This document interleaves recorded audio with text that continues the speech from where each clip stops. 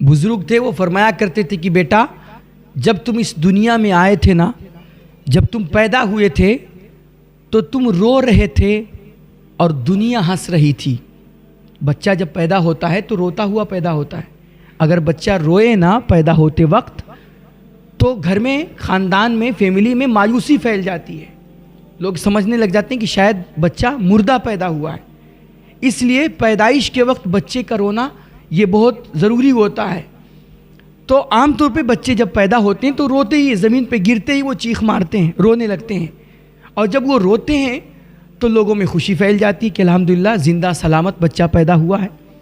تو لوگ خوشیاں منانے لگ جاتے ہیں۔ تو بزرگ فرماتے تھے کہ بیٹا جب تم اس دنیا میں آئے تھے تو تم رو رہے تھے اور دنیا ہنس رہی تھی، لیکن بیٹا اب جب تم دنیا سے جانا تو تم اس کا بدلہ لے کر کے جانا دنیا سے۔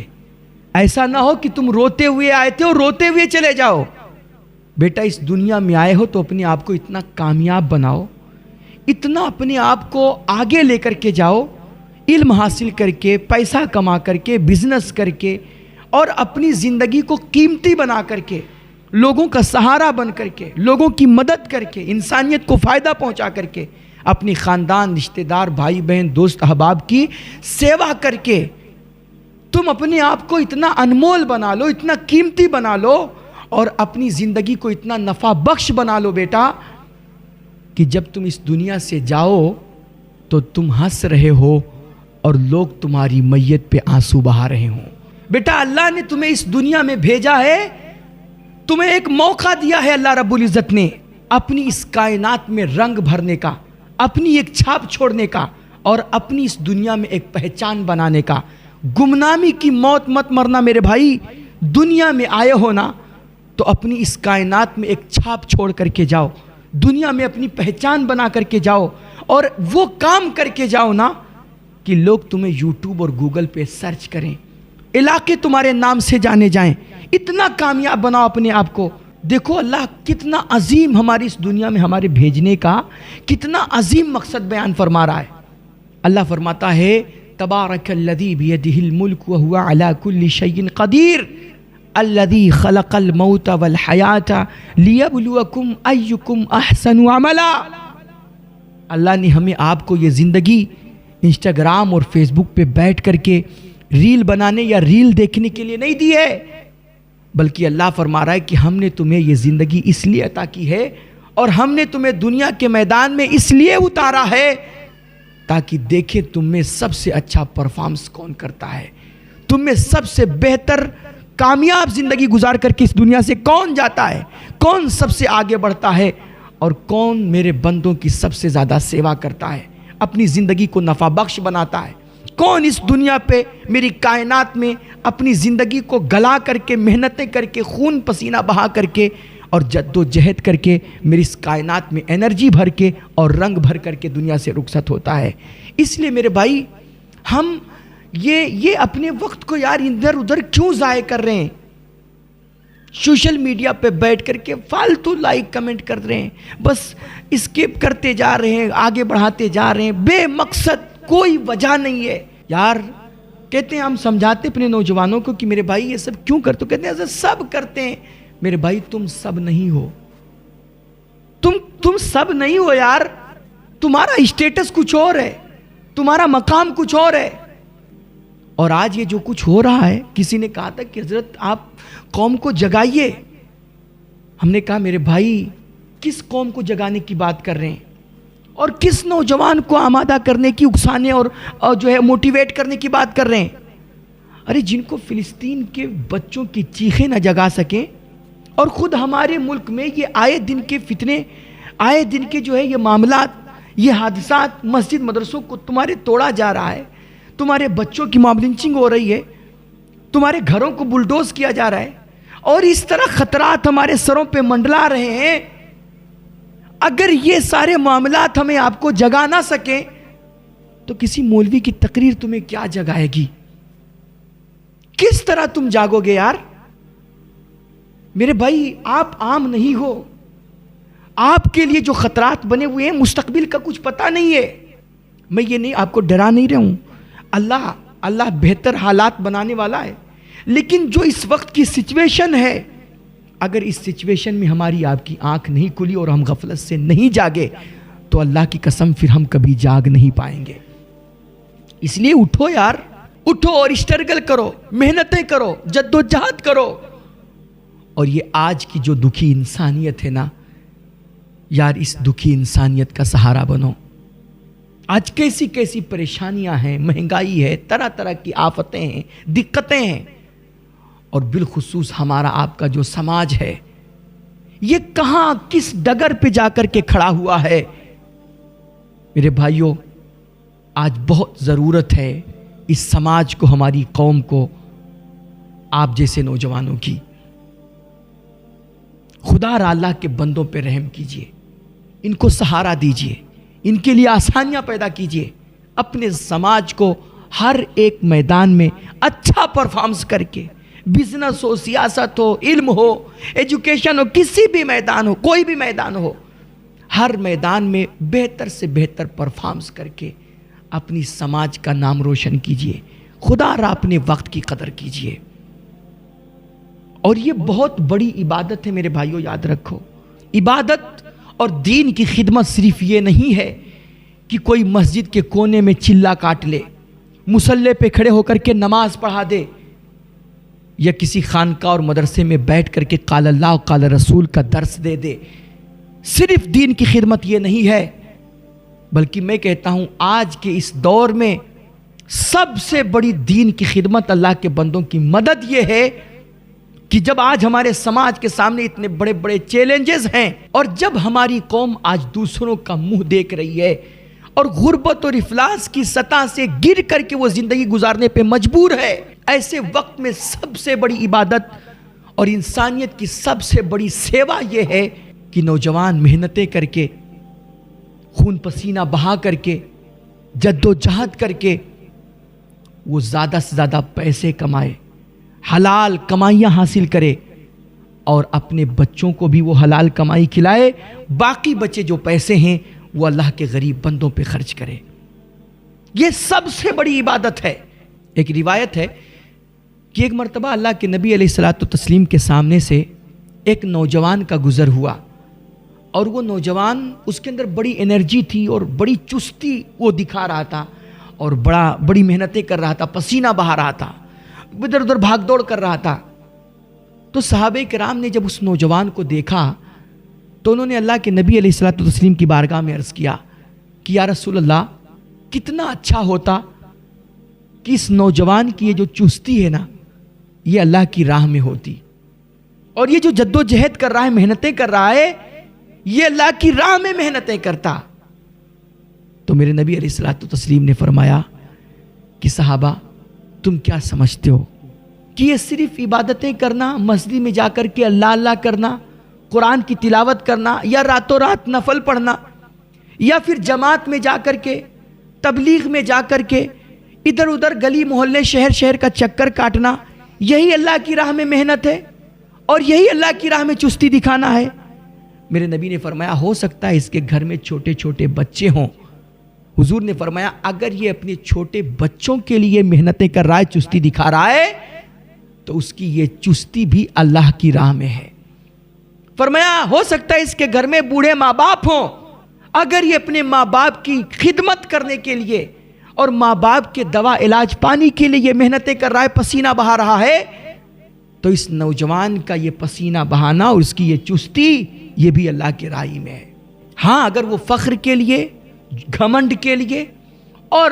اپنے خاندان، رشتہ دار، دوسرے لوگوں کو نیچا دکھانے کے لیے اور اپنے آپ کو فرعون ثابت کرنے کے لیے محنتیں کر رہا ہے، تو یقیناً اس کی یہ چستی، اس کی یہ محنتیں دنیا کے لیے، اس کے لیے بربادی ہے۔ لیکن اگر اس کی نیت خالص ہے، وہ یہ سب اسٹرگل، یہ محنتیں، یہ جد و جہد اس لیے کرتا ہے تاکہ حلال روزی حاصل کرے اور جائز پیسے کمائے، اور اس سے اپنے بیوی بچوں کی خدمت کرے، خاندان، رشتہ دار، بھائی بہن، ماں باپ کی خدمت کرے، سیوا کرے، اور باقی جو بچے پیسے ہوں وہ اللہ کے غریب دوسرے بندوں پہ خرچ کرے، تو میرے نبی فرماتے ہیں اس کا ایک ایک قدم اللہ کی راہ میں ہے، اور اس کی یہ چستی، یہ پھرتی اللہ کی بارگاہ میں عبادت لکھی جائے گی۔ دیکھو میرے حضور کے فرمان کا مفہوم ہے نہیں کہ بندہ حلال روزی کما کر کے جب لاتا ہے اپنے بیوی بچوں کو کھلاتا ہے تو اس کی بیوی بچوں کے منہ میں جتنے لقمے جاتے ہیں اللہ ایک ایک لقمے پہ اس بندے کے حق میں صدقے کا ثواب لکھتا ہے. اور اللہ کے نبی علیہ الصلوۃ والتسلیم فرماتے ہیں الساعی علی الارملۃ والمساکین کالمجاہد فی سبیل اللہ، اور کما قال النبی، فرماتے ہیں کہ جو بندہ کسی یتیم یا بیوہ کے لیے محنتیں کرتا ہے، بھاگ دوڑ کرتا ہے، اور ہمارے امت کے غریب طبقے کے لیے وہ جد و جہد کرتا ہے، پیسہ کما کر کے، ان کا کوئی کام کر کے ان کا سہارا بنتا ہے، فرماتے ہیں ایسا بندہ اللہ کی راہ میں جہاد کرنے والے مجاہد کے درجے میں ہوتا ہے. اور حضرت ابو ہریرہ فرماتے ہیں کہ اللہ اس بندے کو اتنا ثواب دیتا ہے، اتنا اجر عطا فرماتا ہے کہ جیسے کوئی بندہ سالوں سال رات رات جاگ کر کے نفل پڑھے، عبادتیں کرے، قرآن کی تلاوت کرے، اور سالوں سال رمضان کے علاوہ باقی 11 مہینے بھی وہ ہمیشہ روزے رکھے، تو جتنا سالوں سال روزہ رکھنے والے اور راتوں رات ہمیشہ عبادت کرنے والے بندے کو ثواب ملتا ہے، اتنا ثواب اللہ رب العزت ایک یتیم بیوہ مسکین کے لیے محنت کرنے والے، بھاگ دوڑ کرنے والے، پیسہ کمانے والے بندے کو عطا فرماتا ہے. تو عبادت صرف روزہ، نماز اور نفل ہی نہیں ہے میرے بھائی.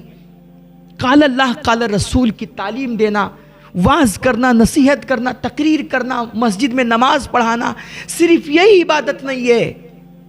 بلکہ یہ قوم کے سیٹھیا، یہ نوجوان جو ریڑیاں کھینچتے ہیں، فاوڑے چلاتے ہیں اور چنچلاتی دھوپ میں پسینے بہا کر کے وہ حلال روزیاں حاصل کرتے ہیں اور اپنے بچوں کو کھلاتے ہیں،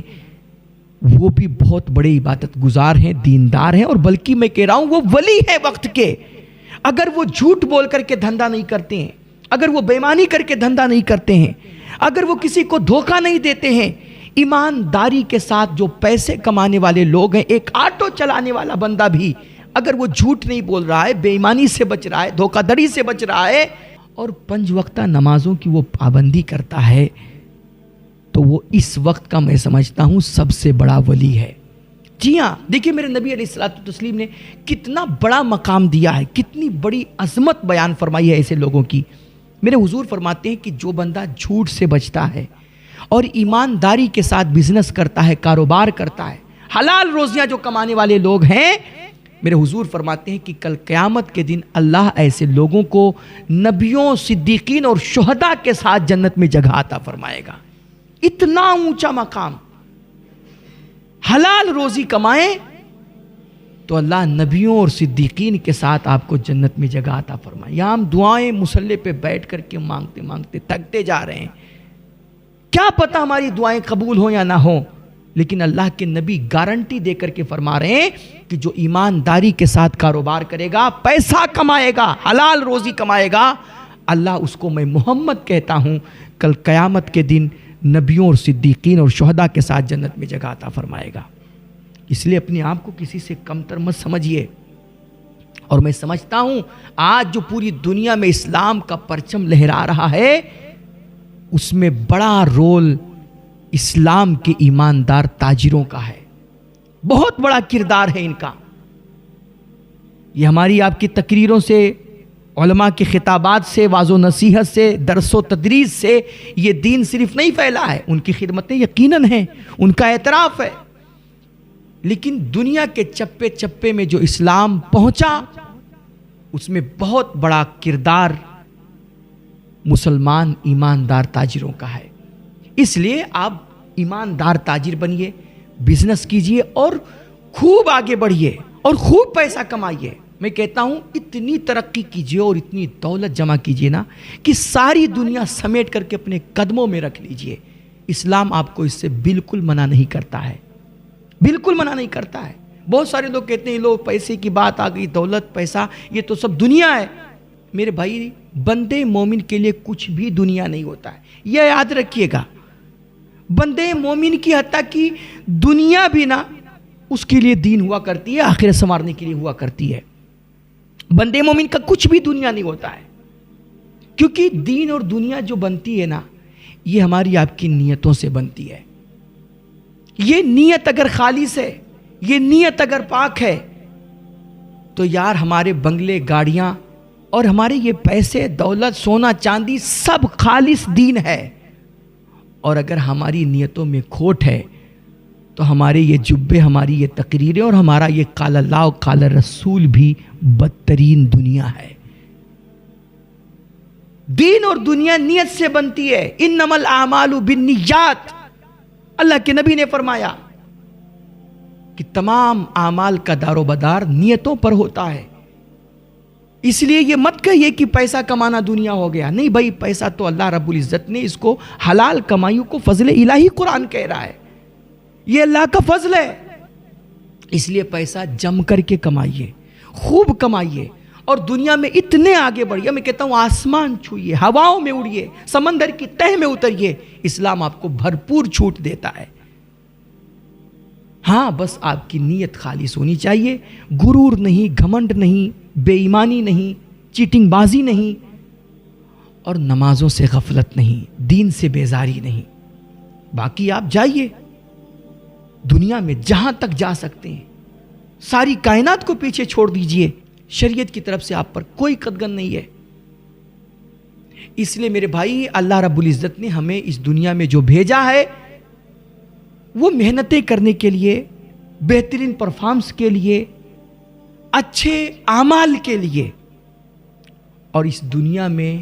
اپنی چھاپ چھوڑ کر کے جانے کے لیے۔ اس لیے میں پھر وہی بات کرتا ہوں کہ اس دنیا میں تم روتے ہوئے آئے تھے، تو ایسا نہ ہو کہ روتے ہوئے آئے تھے اور روتے ہوئے ہی چلے جائیں۔ اس دنیا میں تم آئے تھے روتے ہوئے، تم رو رہے تھے، دنیا ہنس رہی تھی، لیکن اس دنیا سے جب جاؤ تو اتنا اچھا کام کر کے جاؤ، اتنا مفید بن کر کے جاؤ، اپنی زندگی سے لوگوں کو اتنی روشنی دے کر کے جاؤ، اتنا فائدہ پہنچا کر کے جاؤ کہ جب تم دنیا سے رخصت ہو تو تم ہنس رہے ہو اور دنیا تمہاری میت پہ آنسو بہا رہی ہو۔